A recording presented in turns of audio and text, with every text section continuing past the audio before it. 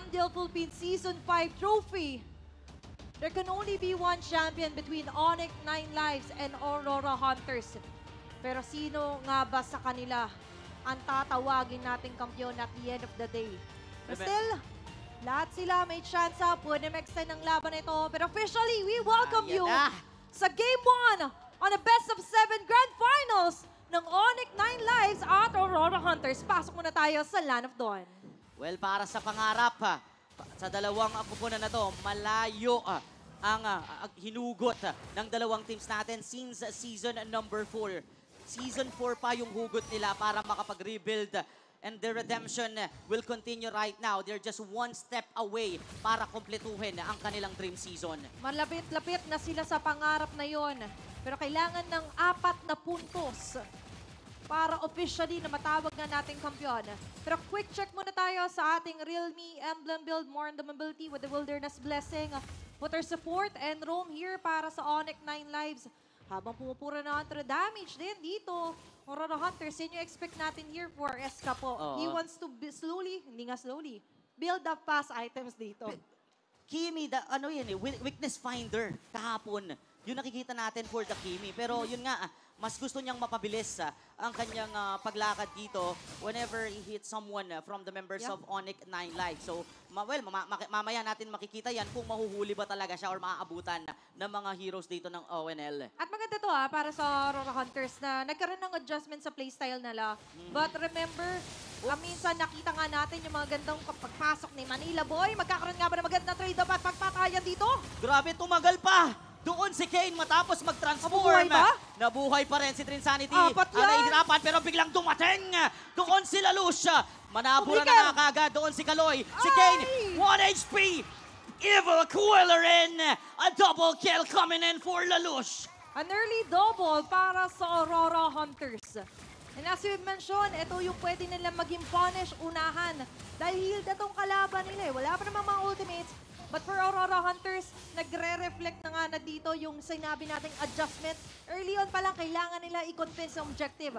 Magaling pala kayo sa Lord Control. Mataas pala yung Turtle Control nyo. Eh di sabayan natin yung laro nyo. And maganda doon is premature turtle fight yung ginawa doon ng Aurora Hunters. Nabasa nila yung rotation ni Kane. Kaya napalaman na si Kane sa mga members doon ng Aurora Hunters. And it started through Manila Boy. He's been doing that all throughout the season na maging agresibo at kada may makita talaga siya ay inaalay niya to sa kanyang mga kakampi. Yun nga sinabi namin kapon ni Curty. Tila ba't Heimer, na pag may flicker siya, go agad. And imagine even Lalush right now, nandun yung mga Evil Queller with Soul Sever. But that is how confident he is na hindi pa afford ng Onyx 9 Lives yung mga solo pick-up sa kanya. And speaking of which, katulad kanina, yung isang chip or kahapon, kasi alas 12 po, sorry kung kanina yung sinasabi ko. Katulad kahapon na pwede kasi mag-backfire yung portal ng isang chip. Ginawa yan laban sa Aurora Hunters at maaari nilang gawin yung taktika na yun laban sa Onyx. Pwedeng makisabit diba? Pero wala pang sabit. So far, ang atake dito ng Aurora Hunters, may Summon Force na ginamit. Ayun na nga, yung portal! At si Manila Boy, ang kanilang makukuha, Tail Beast. Hindi tumama doon kay Atams. Darating si Leska po para sa counterplay. Blade Surge! Tinamaan sa mukha. Makakatakas at mabubuhay pa rin naman si Kaloy. At doon, kakalma ang sitwasyon. Okay, ngayon nakikita natin yung konting palag. Hindi nga konti. Malaking palag po para sa Onyx 9 Lives. But by the way guys, magkita-kita naman tayo from May 28 to June 1. Sa Greensun, Makati para po sa MPL Philippines. Kung hindi pa po kayo nakapag-secure ng ticket, pwedeng-pwede na rin po kayong bumili sa ating official MPL Philippines website. Kung gusto nyo rin naman na manalo ng skins, punta lang kayo sa official social channels ng MPL Philippines at ikwento nyo kung bakit kayo excited manood ng MPL Philippines Season 15 na playoffs. Kasi dito nga on-site ni MDL, ganito na excitement. Kung gusto mo pa ng mga on-site na grabe yung mga labanan, manood na rin kayo sa MPL Philippines. Pero ngayon, tutok, back to the game muna tayo. Na kung saan update lang, 1 to 2 kill score, 4 minutes into the game. Wait lang, pangalawang pagong. Kala ko, i-go-go na Wala i-rush na Chinachacha na naman ng Aurora Hunters. Habang si Kaloy, Siya yata. pwede magtawag. Ayan na yung portal. May portal na tayo pero nakuha pa rin siya. Sa likod Blazing na may Duet. Blazing Duet tayo. Naligo ng bala ko ng Aurora Hunters at nakuha ng Manila ONL yung Boy! turtle. May ipit si Manila Boy. Hindi tatantanayan ng Naruto ni Kane. Nakuha nila yung turtle. Nakuha pa nila yung kill doon sa Sirena. Nasama pa pala sila Lush. Okay, na-gets na nila yung trend. Kailangan pala ialis natin sa Maynila si Manila Boy. Oo. Kailangan nasa probinsya siya, nasa malayo. Kaso si Atams, mata kay Atams! Tatlo ang nakatingin doon kay Atams. Kahit gaano kalambot ang kembot, hindi kaya kung ganun ka nakuyog. And pag binaliktad mo yung Atams without the S, mata. Minamatay eh. Minamata na talaga siya. And remember, Atams has the capability to be a hero. Mhm. Kadalasan sinasabi na superhero sa dulo dumarating. Pero pwede mo naman agahan yung Agahan. pagdating. And ganun din yung ginawa ng Onyx 9 Lives kay West kahapon. As early as possible, help siya na makuha niya yung tempo niya at mapatay naman at mapunish yung kabilang gold laner. So far, biruin mo, wala pang item ang isang Claude. Meron pa lang siyang corrosion sight pero nakakasama na siya sa mga team fight. He's using that portal and through the Blazing Duet combo, napapaganda ang clash para sa ONL. Step by step kasi, kumbaga. And that whole lot of damage, hindi man sobrang whole pala. Pero yung step by step na damage ay pwede nga rin Binigyan magdagdag ng ganong kasakit na mga pick-up. Let's pick off. A quick pick-off here onto Dream Sanity. Pero para sa Aurora Hunters, parang kalma muna, Kalma hindi ba lang. nila ipipilit? Lansu medyo bumababa dito, Akala natin is yung team fight yung advantage ng shortcut. Pero mas nakakatakot ang shortcut sa mga microng ganun. Pag may nakita sila na sa solo at masyadong malayo mga kakampi, shortcut is very viable para mag-gank ang isang hero. And so far, Onyx 9 Lives is capitalizing that. Hunters probably, they're ready for that kind of plays kasi sila mismo ay magaling gumamit ng chip. Pero tila baga, na-off guard pa rin sila dito ng kupunan ng Onyx 9 Lives. Pero ngayon, mas sinasama na si Dream Sanity. Tinanong nila Lalush, Oo. what happened, Dream Sanity? What happened? Kaloy, right?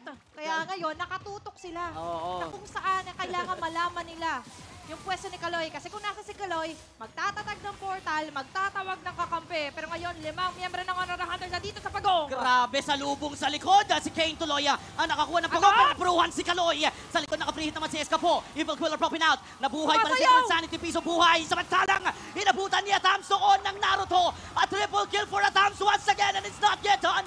Nakaprihit pa rin si Escapo at nakatakas si Sean. Pero yung tensyon at misyon ay kuhanin ng mga poste ng ONL.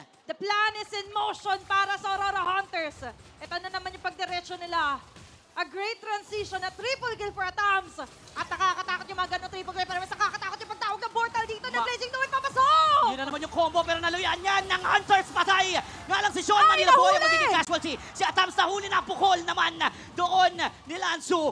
Takbuhan sila Escapo at sila Lucia. Pero narito papalagyata si Dream Sanity. Nakikipaghampasan Lansu. ng tela sa harapan dito ni Lansu. Nandoon ang kanyang mga kampi na bumalik. Lansu ang hahabulin. Nakaprihit ulit si Escapo. Kane, Atras ng konti. Sa Kane still standing inside. Pero siya yung tinamaan ng mga damage. Blade Surge. Hindi na naman ng stun. Soul Sever is ready. Pero hinayaan na lang nilang makatakas si Lansu. O, sige, hinga muna tayo, Tupe. Ayaw talaga nilang ipa-analyze itong laban na ito. Pero nininsan, sabi ko nga, baka mag-type na ng my turn yung Onyx 9 Lives. Pero hindi pala yun yung nangyari.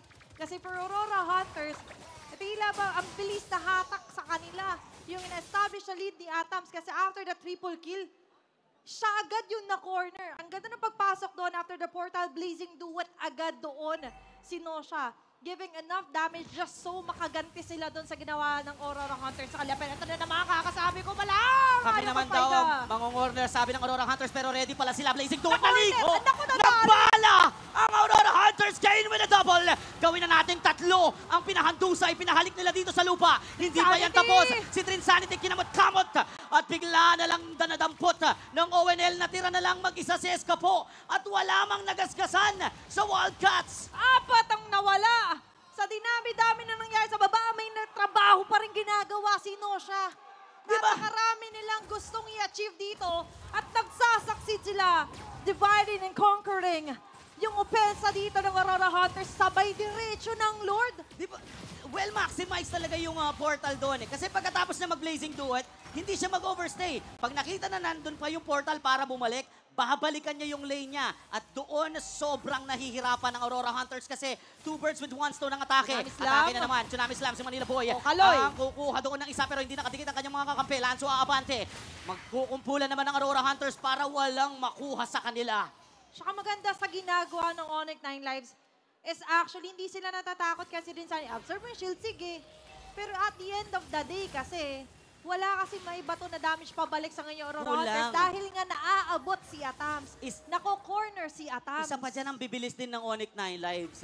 Di ba mabilis silang makaabot sa likod and mabilis nilang mailagan yung aerial dominance ni Escapo. Sobrang dulas, malapusa yung galaw eh. Ganon talaga yung mga musang eh. Oo. Di ba mahirap nang patayin na madulas pa. Dudulas na naman Pinaulan si na Nosha ng sa kanyang mga bala. bala. May knock-off with the tidal strike para makancel yung blazing Matakas. duet. Pero duguan si Trin Sanchez Si sa may backline. Ito na naman si Kain! Pinalibag pa loob. Tumikit naman sa kanya si Lanzo para mabuhay. Pero nakuha pa rin niya si Escapo bago siya pumanaw.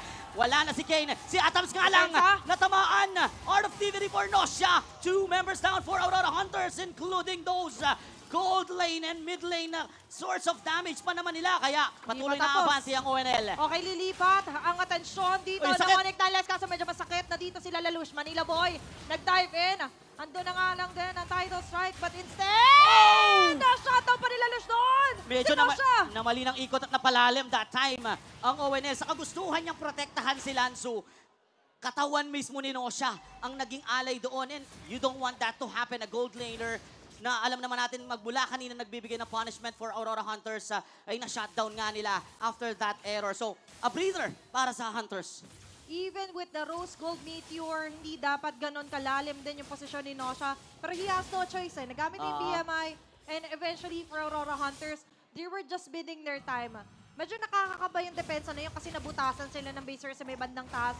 But what mattered the most is that hindi naman sila na-wipe out. Afford pa rin nilang depensa. Unti-unti pa rin na makakapag-build up ng mga items dito. Speaking of the items, earlier nakita nga natin na nakakahabol naman sila unti-unti. Pero the lead is still on the hands of Onyx 9 Lives with 3K. Gold lead. Malaking-laking bagay na ito. 11 Sobra. minutes into the game. At ngayon for Aurora Hunters, they're on the defensive side. Hindi sila malaya sa mapa, tupi. Hindi lang yung ginto yung iniinda dito ng Aurora Hunters, pati yung control sa mapa nga. Diba? Tingnan mo yung tower push nila, hirap na hirap silang umabante. Ang inihintay natin sa Aurora Hunters ay kumunat etong si Drin Sanity. Kailangan na kailangan nila ng additional frontline at tumagal yung mga frontlines nila dito para magtuloy-tuloy din yung free hit ni Escapo, maging matiwasay at madulas yung sayaw doon ni Atams. Because again, the frontlines matters para sa mga free hitters doon sa may backline. Lalo na si Lanzo, patuloy na tumatalon sa likod. Yung mga talon na ganun kasi, na nakikita na natin, laging may nahuhuli din eh. Meron eh. 4-1-4 si Lanzo sa laban na to. At ngayon, nakikita natin yung reflection talaga na kapag kahawak niya yung mga bushes, nape-prevent niya yung plano nila Manila Boy. Magkaroon ng magandang Tsunami Slam. Pero sa ngayon, Tsunami Slam ginamit, ginaya ni Nako Sean! po, yung kinopy ang Tsunami Slam. Si Escapo ang biktima pero sinilungkos siya. Sanity! Napatay na lang bigla nila Luz. Kane with a kill against Insanity. Papalag din naman ng Aurora Hunters kasi bawas ng damage dealer ang Onyx 9 Lives. Atras muna yung call. Muling babalik doon sa may ilog para kuhanin ng Lord. Dalawa para sa isa. Pero remember, for Aurora Hunters, hindi nila afford na bumabad ng sobrang tagal nang walang natitira sa base. Nakaangat yung minion wave for Onyx 9 Lives, pero close call pa rin naman iyon. Pero eto na nga si Kaloy, apat na pala sila bigla! Grabe, sisilip lang sana si Manila Boy pero nakagamit pa rin siya ng Tsunami Slam na burst down. Nakaligtas. Pero nakasayaw si Atams. Si Kane ang hahabulin. Naipit si Kaloy. Naku po, tinamaan nila Luz with the Blazer Soul Sever. Sean ngayon ang kanyang pupuntahan pero biglang nalito doon sa Terrify. Atras ang call with the Blazers out. Kita mo yung juggle na meron yung Aurora Hunters. Take note, tatlo sila na humahabol. So members ng Onyx 9 Lives, 2 were left to defend for their base. Ngayon, mas na-appreciate natin yung pagpupultake-taas ng Aurora Hunters. Pero ngayon, nandiyan na paulan ng mga bala ni Nosha. Nangalagan si Manila Boy. Bumalik si Nosha at pinaliguan nga ng bala ang Hunters. Escapula naman! Libag! Ang biktima pati sila Luz nakagat ng Leon. A double Insanity and na Lanzo lang. secures the kill. Si Trin na lang ang mag-isa. Nilinis ni Kane ang mapa. Ubos ang Hunters. A triple kill for Kane. Endable ba tong game number 1 to be? Mukhang hanggang dito na lang ang game number 1 ng Aurora Hunters. At ang magtatalo